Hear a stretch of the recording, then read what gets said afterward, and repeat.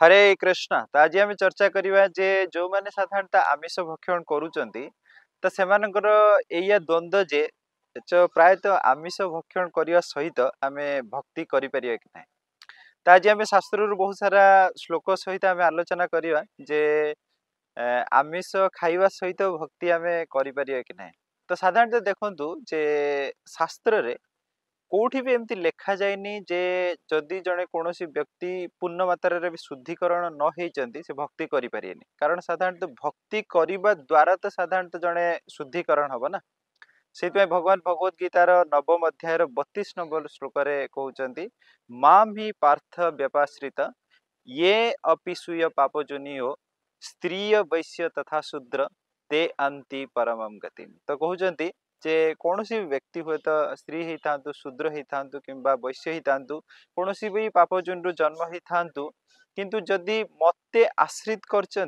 मोर भक्ति कर निश्चित मात्रा मते प्राप्ति हे।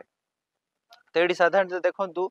जे व्यक्ति जिते भक्ति करने तो इच्छा अच्छी किंतु कौन ना कौन दृष्टिकोण आमर जो पूर्व संस्कार अच्छी तेणु से संस्कार दृष्टि आम हुए तो किसीटा खराब अभ्यास को छाड़ी पारना हुए तो जो मैंने साधारणतः आम देखुन जे आमिष भक्षण करूँ साधारणतः आम छाड़ी पारती कारण बहुत दिन धरी जेहेतु खाऊँ तार जो स्वाद आम पाई तो से स्वाद टाक आम छाड़ी पारना जो कि आम प्रायतः आमिष छाड़ी पारती। तो बहुत समय एमती भी हुए आम कहती जे आमिष निश्चित मात्रा छाड़िया पड़े कि कौन ना कौन दृष्टिकोण देखा पड़े जे से व्यक्ति हेल्पलेस तेणु आम साधारणतः से व्यक्ति को खराब भाविया कथा नुहे कि साहाय्य करिया दरकार जे केमती धीरे धीरे हुए तो शुद्धिकरण हो पारे। जमती कि थरे कौन है जे किसी भक्त से माने बेंगल रे रहउथिले तो से माने गुरु पाखक जाइछन गुरु जी की वृंदावन रे थिले। तबे जो वृंदावन रे जाइकी गुरु पाखे पहुंचती तो गुरु एवं पचारे तुम भजन साधन केमी चलती तो सी कहले जे गुरुदेव कौन भजन साधन करू जो लोक मैंने अच्छा सब बेल आमिष भक्षण लगिक रही चतुर्पार्श्व रही कौन भजन साधन आमर हम। तो गुरुदेव एवं बहुत क्रोध कले कहले जे देख जे तुम्हें भी तो भक्ति को आसिया पूर्व गोटे दिन यही आमिष भक्षण करूल ना तेणु एबे से एमती टाइप इंगित करी कहवाटा ठीक नुहे।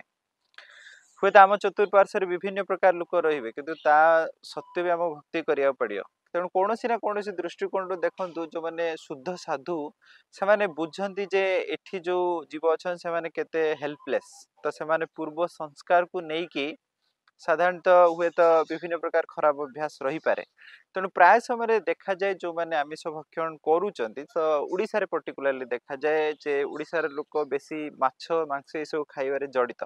किंतु प्रायतः आम देखती जगन्नाथ प्रति प्रेम अच्छी भक्ति अच्छी किंतु कौन ना कौन दृष्टिकोण ये जो नॉनवेज छाड़ी पारती। तो प्रायतः आम देखती कार्तिक मासरे हुए तो मासे छाड़ी दियंती पुणी छाड़ खाई आसिले स्टार्ट हो जाए। तो जहाँ भी हो तो साधारणतः देखु जे भक्ति निश्चित मात्रा करें शास्त्र कोठी भी सेमती उल्लेख नहीं जे कौन व्यक्ति जे कि हुए तो खराब अभ्यास अच्छी से भक्ति करें निश्चित मात्रा भक्ति करें किंतु एठी आम एमती बुझा नुहे जे नॉनवेज भी खाइबा भक्ति करिया किंतु भक्ति करियार मेन उद्देश्य जे भक्ति आम जो कर धीरे धीरे केमती शुद्धिकरण हवा। कारण देखो भक्तिर जो रास्ता को साधारणतः दी भाग विभक्त करा जाए गोटे हूँ शुद्ध भक्ति जो थे कि भक्त संपूर्ण मात्रा कृष्णकर सेवारे लगी जाए आ गोटे साइड रे हैला जे शुद्धिकरण। तो व्यक्ति जिते जाए शुद्धिकरण भक्त न हो तो भगवान को सेवारे केमती लगे। शुद्धिकरण फेज रे भी पुणी दीटा फेज अच्छी जमती गोटे हूँ जे एंजॉयमेंट आ गोटे हूँ एनलाइटमेंट। प्रथम फेज रे जो नुआ नुआ भक्त आसती से देखते आम कौन आमोद प्रमोद अच्छी आम केमती एंजॉय कर। सेकेंड फेज हूँ प्यूरिफिकेशन जोटि आम साधारणतः बेसी नीति नियम को पालिकी प्यूरिफिकेशन होती। तो प्राय केसेस रे देखा गले आम जो स्तर में अच्छा आम निश्चित मात्रा रे भक्ति रे तो लगी कि आम लक्ष्य हूँ जे हे भगवान किसी तो किसी आम तो रखु आम केमती सुख रो आनंद रो। तेणु ये जो एंजॉयमेंट फेज रे साधारणतः आम सब भगवान को आम जहाँ भी इच्छा अच्छी व्यक्त करने दरकार या द्वारा भगवान को मागिया द्वारा आम धीरे धीरे भगवान शुद्धिकरण करिए। जेमि श्रीमद् भागवतम रे भगवान कहते जे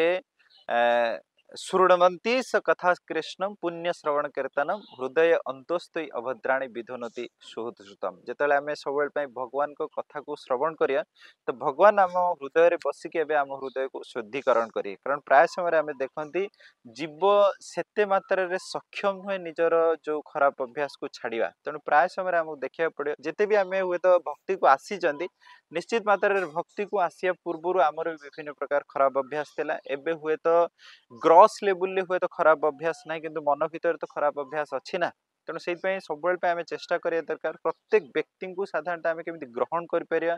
ବୁଝିପାରିବା ସାହାଯ୍ୟ କରିପାରିବା ସାଧାରଣତଃ ଇଙ୍ଗିତ କରି କିମ୍ବା ଆକ୍ଷେପ କରି କହିବା ତ ବହୁତ ସହଜ କିନ୍ତୁ ସାଧାରଣତଃ ବୁଝିବାଟା ବହୁତ କଷ୍ଟ ତେଣୁ ସେଇଥିପାଇଁ ତା ଶାସ୍ତ୍ରରେ ଦେଖନ୍ତୁ ଭଗବାନ ସବୁ ଜାଗାରେ କହୁଛନ୍ତି ଯେ ନିଶ୍ଚିତ ମାତ୍ରାରେ ଆପଣ ଭକ୍ତିକୁ ଆରମ୍ଭ କରନ୍ତୁ କୃଷ୍ଣଙ୍କୁ ନିଜ ଜୀବନରେ ଆଣିବା ଆରମ୍ଭ କରିଦିଅନ୍ତୁ ଭଗବାନଙ୍କ ନାମ ଜପ କରନ୍ତୁ ତ ଧୀରେ ଧୀରେ ତା ସହିତ ଯୋଉମାନେ ନନଭେଜ ଛାଡିବା ପାଇଁ ପ୍ରୟାସ କରୁଛନ୍ତି ଛାଡି ପାରୁନାହାନ୍ତି ତାଙ୍କ ପାଇଁ ସବୁଠୁ ଭଲ ମାଧ୍ୟମ ହଉଛି ସେମାନେ ପ୍ରସାଦ ସେବନ ଆରମ୍ଭ କରନ୍ତୁ ଯେତେବେଳେ ପ୍ରସାଦ ସେବନ ଆପଣ ଆରମ୍ଭ କରିବେ ପ୍ରସାଦ ଖାଇଲା ପରେ ପ୍ରସାଦ ସେବନ କଲା ପରେ ତ ଧୀରେ ଧୀରେ ଦେଖିବେ ଆପଣଙ୍କର ଶୁଦ୍ଧିକରଣ ହବ ଆପଣଙ୍କର ଯୋଉ ଟେଷ୍ଟ ବଦଳିଯିବ ତ ସାଧାରଣତଃ ଆପଣ ଘର ମାନଙ୍କରେ ବି ପ୍ରସାଦ ବନେଇବା ଷ୍ଟାର୍ଟ କରନ୍ତୁ ଯଦି ଘରେ ଆପଣ ବନେଇ ନ ପାରୁଛନ୍ତି ଏଟଲିଷ୍ଟ ମନ୍ଦିରରେ ଯାଇକି ବେଳେ ବେଳେ ପ୍ରସାଦ ପାଆନ୍ତୁ କିମ୍ବା ଯୋଉ ଡ୍ରାଏ ପ୍ରସାଦ ମିଳୁଛି ପ୍ରସାଦ ଏଟଲିଷ୍ଟ ଆପଣ ସେବନ କରନ୍ତୁ ଧୀରେ ଧୀରେ ଦେଖିବେ ଆପଣ ପ୍ରସାଦ ସେବନ କରି କରି ଆପଣ ଦେଖିବେ ଏଇ ଯୋଉ ସ୍ୱାଦଟା ଚେଞ୍ଜ ହେଇଯିବ ତ ସ୍ୱାଦଟା ଚେଞ୍ଜ ହେଇଗଲେ ଆମେ ଧୀରେ ଧୀରେ ଭଗବାନଙ୍କ ଭକ୍ତିକୁ ଗ୍ରହଣ କରିପାରିବା ତ ଏଠି ପଏଣ୍ଟ ବି ଏଇଆ ନୁହେଁ ଯେ ଆମେ ଶାସ୍ତ୍ରରେ ଯେହେତୁ କୋଉଠି ହୁଏତ କୁହାଯାଇନି ଯେ ଖରାପ ଅଭ୍ୟାସ ଥିଲେ ଭଗବାନଙ୍କ ଭକ୍ତି କରିପାରିବେନି ତେଣୁ ଆମେ ସବୁବେଳେ ପାଇଁ ହୁଏତ ଆମର ଯାହା ବି ଖରାପ ଅଭ୍ୟାସ ଅଛି ବି ଚାଲିବ ତା ସହିତ ଭକ୍ତି କରିବା ସେଥିରେ କଣ ହବ ଆମେ ବେଶୀ ଅଗ୍ରଗତି କରିପାରିବାନି ତେଣୁ ସେଇଥିପାଇଁ ଭଗବାନ ଭଗବତ ଗୀତାର ତୃତୀୟ ଅଧ୍ୟାୟରେ କହୁଛନ୍ତି ଯଜ୍ଞ ଶିଷ୍ଟ ସିନାସନ୍ତୁ ମୁଚ୍ୟନ୍ତେ ସର୍ବକିଲ ବିଷୟ ଭୁଞ୍ଜେତେ ତୁ ଅଘମ ପାପ ଏ ପଚ୍ୟନ୍ତେ ଆତ୍ମକର୍ମଣାଥ ତ କହୁଛନ୍ତି ଯୋଉ ବ୍ୟକ୍ତି ସାଧାରଣତଃ ଭଗବାନଙ୍କୁ ଅର୍ପଣ କଲା ପରେ ପ୍ରସାଦ ହିସାବରେ ଗ୍ରହଣ କରନ୍ତି ତ ତାଙ୍କର ସବୁ ପ୍ରକାର ପାପ ନଷ୍ଟ ହେଇଯାଏ ତ ତା ସହିତ ପୂର୍ବ କରିଥିବା ପାପ ବି ନଷ୍ଟ ହେଇଯାଏ କିନ୍ତୁ ଯୋଉମାନେ ନିଜ ଉଦ୍ଦେଶ୍ୟରେ ହୁଏତ କିଛି ବନେଇକି ସେବନ କରନ୍ତି